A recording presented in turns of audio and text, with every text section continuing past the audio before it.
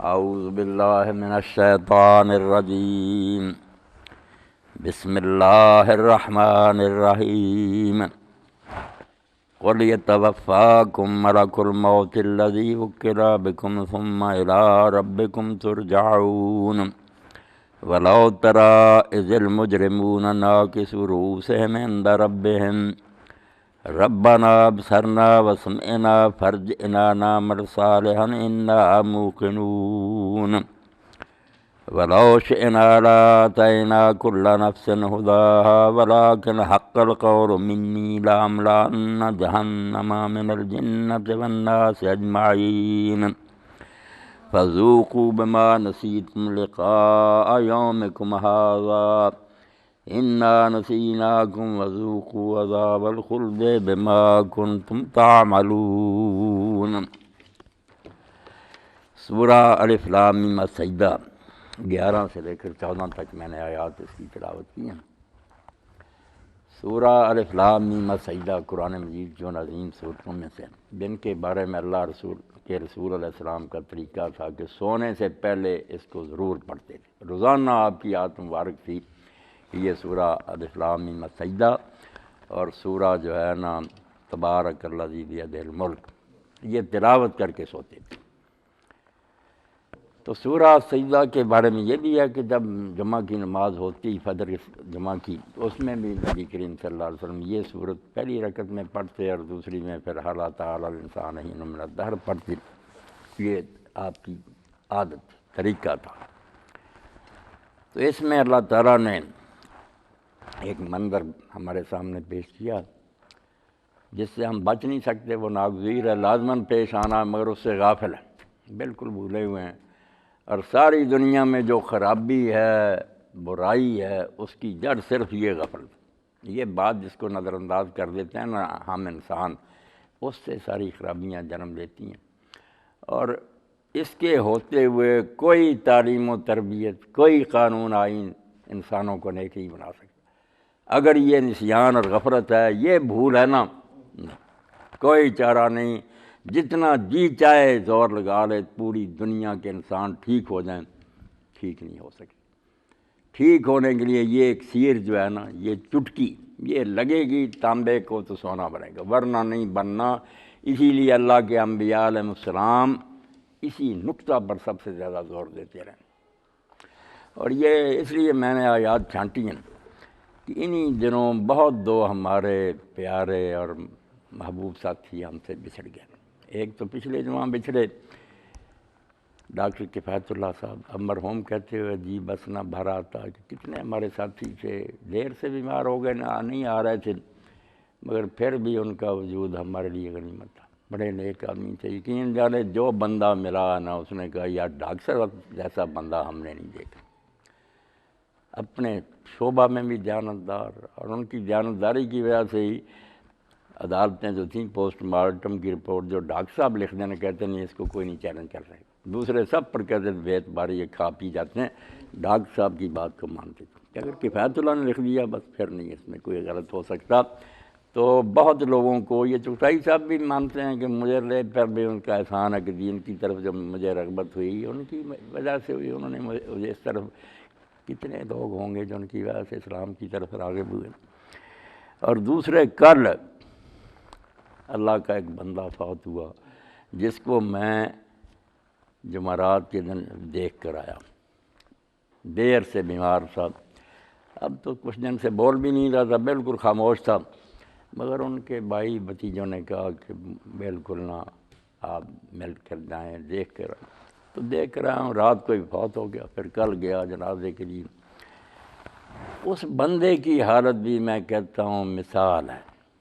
ہم صرف باتیں کرتے ہیں، کتابوں میں پڑھتے ہیں۔ 44 سال گزر گئے کہ بی ایس سی کرنے کے بعد اس نے داخلہ لیا مگر بیمار ہو گیا، آرام نہیں آیا، 44 سال اس طرح لیٹا رہا، نہیں اٹھ کر بھی نہیں بیٹھ سکا، سیدھا نہیں لیٹ سکا، اس طرح پیٹ کے بعد صرف یہ درد جو نا یہ ٹھیک تھا۔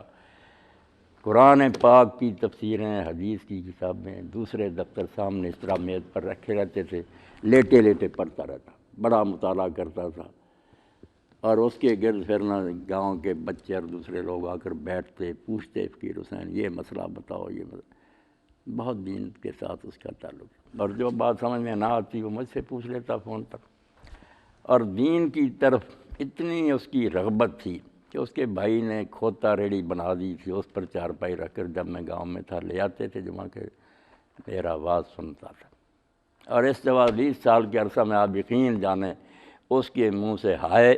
یا اللہ کا گلہ کسی نے نہیں سنا، مسکراتا رہا لیٹا ہوا، اور کل غسل دیا ہڈیوں پر گوشت نہیں تھا، ہڈیاں ہی تھی صرف، سب گوشت جڑ گیا، مگر حیرانی کی بات ہے کہ اللہ کے اس بندے نے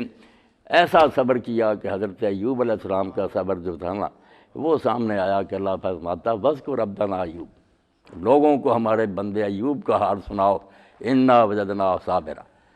خود اللہ کہتا ہے جس نے آزمائشوں میں ڈالا تھا کہ ہم نے ایوب کو صابر پایا، بہت رگڑے دیے، بہت امتحان ہوئے، مگر ہم نے اس کو صابر پایا، انہ اواب، وہ ہر وقت میری طرف رجوع رہتا تھا، اس کا نمونہ 44 سال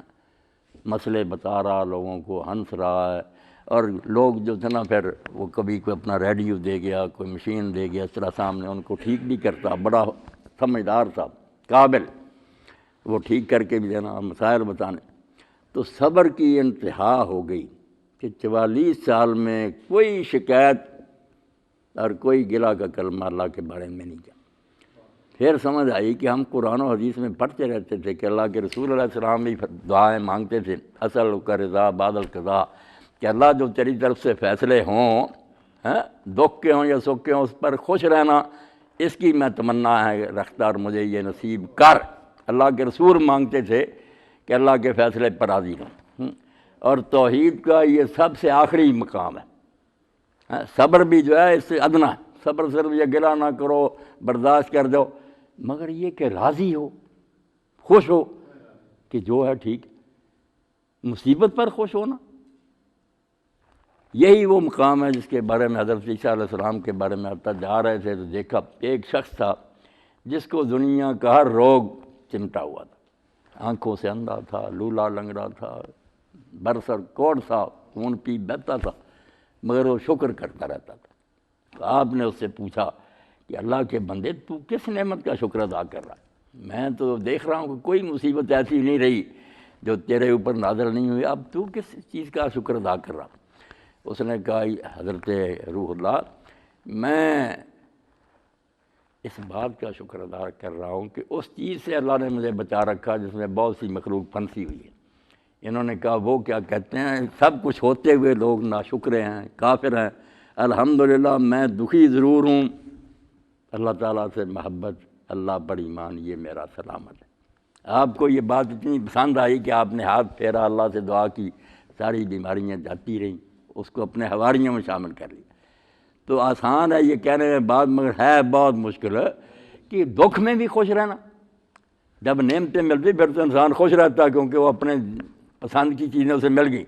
مگر کڑوے گھونٹ پینا اور یہ سمجھنا کہ تیرے دوست میں پہلو میں دوست نہیں آئے، کہ یار کا ہی تیر ہے، یار کے پہلو میں آ رہا ہے، یار ناراضگی کیسی؟ اللہ ہی ہمارا پیارا، وہ خود اگر دکھ دے رہا ہے تو ضرور اس میں کوئی بہتری اور مسئلہ ہے، بہتری نہ ہوتی تو وہ خواہ ہمیں تنگ کیوں کرتا؟ وہ بالکل اس بات پر ایمان اور یقین لے آتے ہیں پکا کہ دنیا جو اللہ کے ہاتھ میں ہے، اور اس کے بارے میں جو نا فکر مند ہونا اور سوچنا کہ یہ ہونا چاہیے تھا، میری درخواست قبول نہیں ہوئی، میرا یہ نہیں ہوا، ترقی نہیں، فلاں ساری باتیں، وہ کہتے ہیں کہ جہاں دار دانت جہاں داشتن، جو جہان کا مالک ہے نا وہ جہان کو چلانا جانتا ہے، آپ اس کو ڈکٹیشن کیا دیتے ہیں؟ جو آپ کے حق میں بہتر ہے وہی کرتا، ورنہ وہ ظالم ہے، یا کہ بے رحم ہے، بے بس ہے،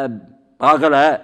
اگر حکیم مانتے ہو کہ دانا ہے، وہی کرتا ہے جو صحیح کام ہے، رحیم ہے، ہمارے حق میں ظالم نہیں ہے وہ، اور علم بھی ہے اس کو کہ ہر شے جانتا کہ میرے بندے کو کوئی پریشانی ہے یا نہیں۔